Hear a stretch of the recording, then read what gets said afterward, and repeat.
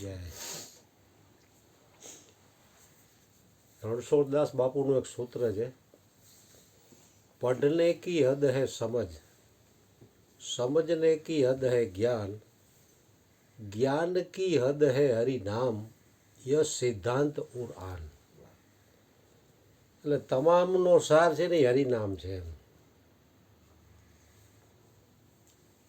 ય સિદ્ધાંત ઉર આન એટલે ઉર એટલે હૃદયમાં રાખી સિદ્ધાંત એમ. કારણ કે તમામ વસ્તુનો સાર છે ને એ હરિનામ છે એમ.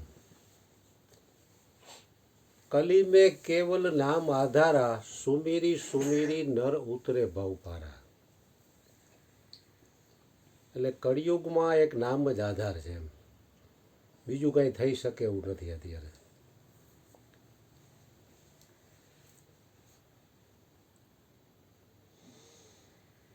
કારણ કે નામથી પ્રેમ થાવો એ હરિગુરુ સંતોની કૃપા હોય તો જ થઈ શકે એમ. મોરારી બાપુ કહે ને, જિંદગી રહેગી જબ તક फुर्सत न होगी काम से, कुछ समय ऐसा निकालो प्रेम कर लो श्री राम से. કારણ કે કોઈ પણ વસ્તુમાં પ્રેમ ક્યારે થાય, પેલા એ પોતાનો લાગશે ને ત્યાં પ્રેમ થાય.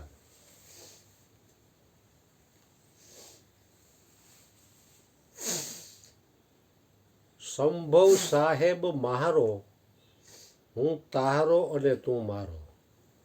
પરમાત્મા પોતાનો લાગે ને પછી એના પ્રત્યે પ્રેમ થાય. તો જ પ્રેમ કરાય ને, તો પ્રેમ થાય નહીં. તમને એમ થાય બબુડિયું મારું હોય તો જ એને પ્રેમ કરી શકો, નહીતર પ્રેમ ક્યાંથી કરી શકો? એટલે પોતાનો હોય તો પ્રેમ થાય, તો જ પ્રેમ થાય. એટલે એમાં માલિકી ન હોય તો પ્રેમનું પ્રેમ હોય. પ્રેમ હોય. जो प्रेम परमात्मा से करना चाहिए, वो प्रेम किसी वस्तु, व्यक्ति या परिस्थिति से किया तो आखिर में रोना ही पड़ेगा.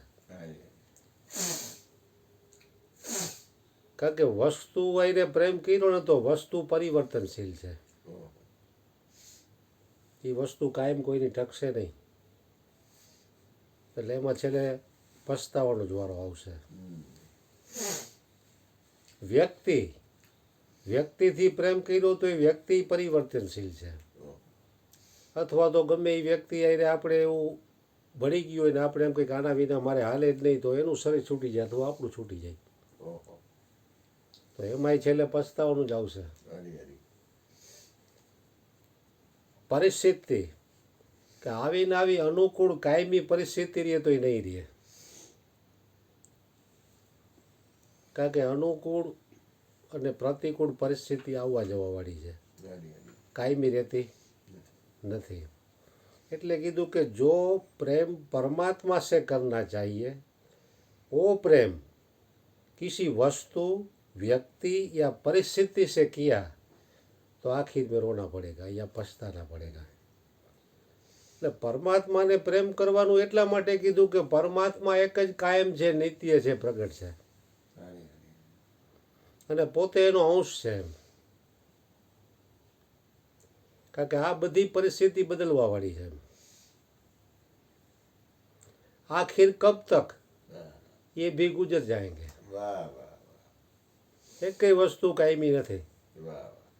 બધી વસ્તુ કાળ તરફ જઈ જ રહી છે. પણ પરમાત્મા એક જ એવો છે કે એ કાયમ છે, નિત્ય છે, પ્રગટ છે. એટલે એને પ્રેમ કરવાનું મહાપુરુષોએ કીધું. અને એને જેને પ્રેમ કર્યો છે એના જ આપણે ગુણગાન ગાઈ છે એમ. ભજનમાં કીધું ને, ગુણ રે ગાવા તો ગુરુ રે ગોવિંદના, બીજું સૌ પર હરવું રે. ભજન કરવું તો ગુરુદેવનું કરવું, બીજું સૌ પર હરવું રે. એટલે પરમાત્માના ગુણગાન આમાં કોઈ અજ્ઞાની તો કોઈ છે નહીં. વક્તા કંઈક જાણે છે, શ્રોતા કંઈ જાણતો નથી, એવું કંઈ છે નહીં. એટલે પરમાત્માના ગુણ ગાવાથી કીધું ને, સમય અને સાધન હું એને આપું જે સત્સંગમાં થાતો, ઓધવજી તજી જગતની વાતો. કારણ કે જગતના ગુણગાન ગાહો તો એમાં કાં રાગ અને કાં દ્વેષ બેમાંથી એક વસ્તુ થાય. અને રાગ અને દ્વેષ છે ને એ ચિત્તને મલિન કરવાવાળી દશા છે. એક પરમાત્માના ગુણ છે ને એ જેવા છે કે પરમાત્માના ગુણથી હૈયામાં હરિનો રસ પ્રગટ થાય છે. હરિનામ બોલને से तुम्हारी जीभ पावन, हरिनाम सुनने से तुम्हारे कान पावन, हरिनाम की ताली बजाने से तुम्हारे हाथ पावन, और हरिनाम में झूमने से तुम स्वयं पावन होते जाते हो. એટલે હરિનું નામ છે એ જ સત્ય છે અને હરેક મહાપુરુષો એનું સ્મરણ કર્યું છે અને એના જ ગુણગાન ગાયા છે.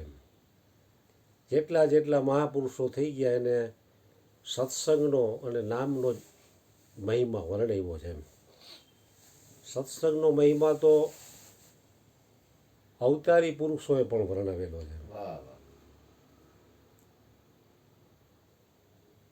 વશિષ્ઠ મુનિ પણ રામને કહે છે કે રામજી, ચાંડાળના ઘરની ભિક્ષા ઠીકરાના વાસણમાં એક ટંક પણ જો ખાવા મળતી હોય તો પણ આત્મરામી મહાપુરુષોનો સંગ ન થવો જોઈએ.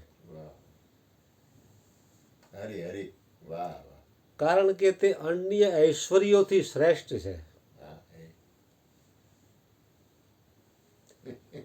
सम्राट के साथ रहकर राज्य करना भी बुरा है, न जाने कब रुला दे. संतों के साथ भीख मांगकर भी रहना अच्छा है, न जाने कब परमात्मा से मिला दे. એટલે હરેક મહાપુરુષોએ ભગવાન નામનો મહિમા ગાયો છે અને ગવડાવ્યો છે અને પોતે એમાં હરિરસ પીધો છે. તેના સંગમાં જેટલા આવે એને પાય છે. જે એના પ્યાસી હોય છે એ એના માટે ગોતી લે. તમે યુટ્યુબમાંથી જોઈને અહીંયા પહોંચ્યા તો તમને કંઈક ઊંડે ઊંડે થોડી ઘણી પ્યાસ હોય તો તમે અહીંયા આવ્યા. નહીંતર યુટ્યુબમાં તો ઘણા લોકો જોતા હોય છે પણ તમારી કંઈક પુણ્ય જથ્થો પૂરો થઈ ગયો હોય અને ત્યારે તમારું અહીં આવવાનું થાય. નહીંતર માણસો યુટ્યુબમાં એની રીતે લાખો માણસો સત્સંગ સાંભળે છે અને અહીંનો સત્સંગ તો કાંઈ નહીં. એટલા બધા દુનિયાભરમાં એટલા પ્રવચનકારો છે અત્યારે અને લાઈવ ટેલિકાસ્ટ એની કથાઓ અંતે બધું આવતું હોય છે. પણ જે સમયે જેટલી વીએ હો થવાની ને એટલી વીએ જ હો થાય. કારણ કે જ્યાં સુધી અમુક કર્મો કપાણા ન હોય ત્યાં સુધી વ્યક્તિને એની મહેનત કરવી જ પડે એમ. એક ઘાન બે કટકા ન થાય એની પહેલાં જેટલા ઘા માર્યા હોય ત્યારે એ પાણો બોદો થયો હોય એમ. પછી છેલ્લે એક ઘાન બે કટકા થાય એમ. એટલે હરેક મહાપુરુષોનો મહિમા તો જેટલો ગાય એટલો ઓછો છે અને હરેક મહાપુરુષોએ આ જ કર્યું છે. પોતે હરિનો રસ પીધો છે અને પાયો છે.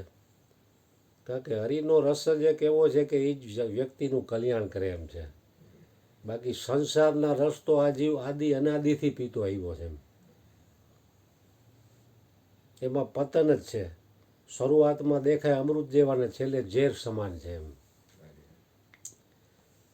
સુખ ઓર દુઃખ મેં આનંદ રહેવે, હરદમ હરિગુણ ગાવે, સાધુ હો નર હમકો ભાવે.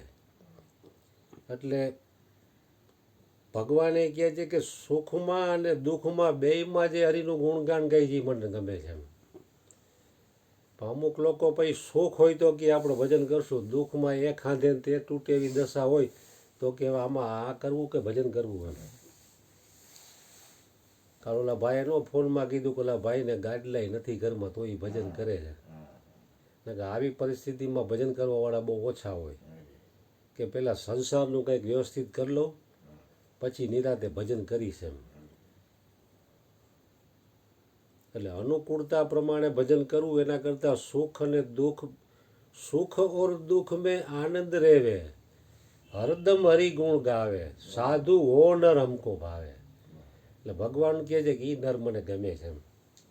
અનુકૂળતા પ્રમાણે તો ભજન કરે જ છે બધાય, પણ અનુકૂળ કે પ્રતિકૂળ બે પરિસ્થિતિમાં સંભળીએ ને એ હરિનામ હૃદયમાં ઉતરું હોય ને તો જ સંભવ છે એમ. એટલે તમામ શાસ્ત્રોનો સાર હરિનામ છે. સદગુરુ મહારાજની જય. બોલી